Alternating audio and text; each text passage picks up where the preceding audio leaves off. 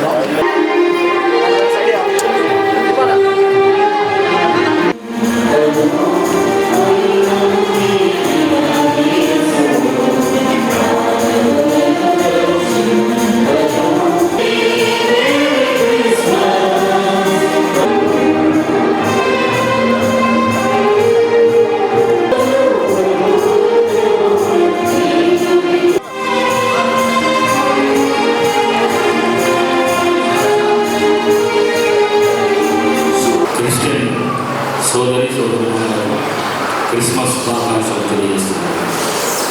యేసుక్రీస్తు జన్మించిన పవిత్ర క్రిస్మస్. క్రీస్తు పుట్టింది డిసెంబర్ నెల. తెలంగాణ రాష్ట్రం ఏర్పాటు ప్రక్రియ మొదలైంది డిసెంబర్ నెల.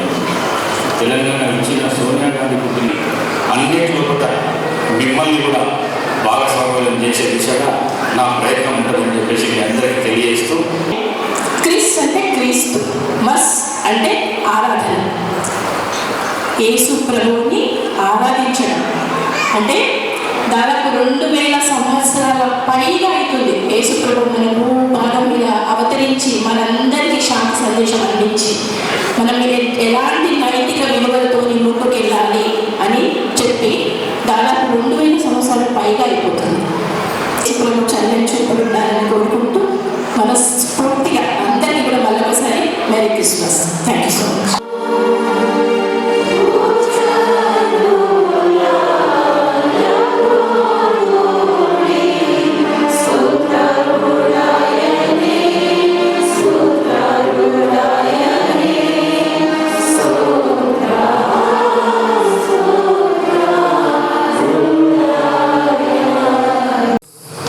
మంజులా విషయం గారు కూడా ముందుకు రావాల్సిందిగా మనం చేస్తున్నాం.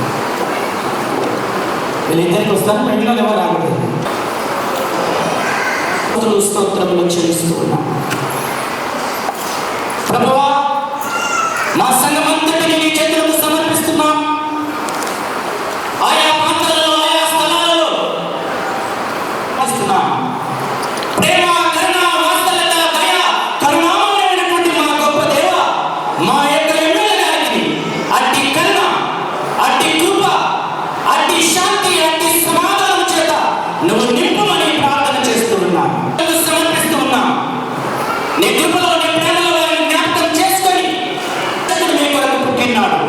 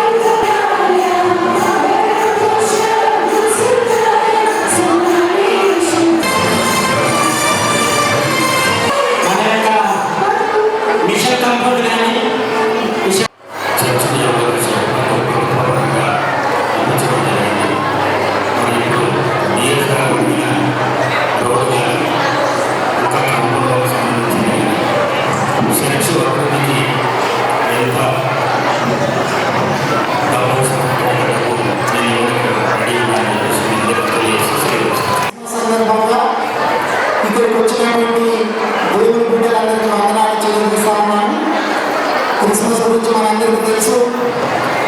వేరే పండుగలు తీసుకుంటే ఒక ఊరిలో జరుగుతున్నటువంటి పండుగ ఆ ఊరికి మాత్రమే పరిమితమై ఉంటుంది.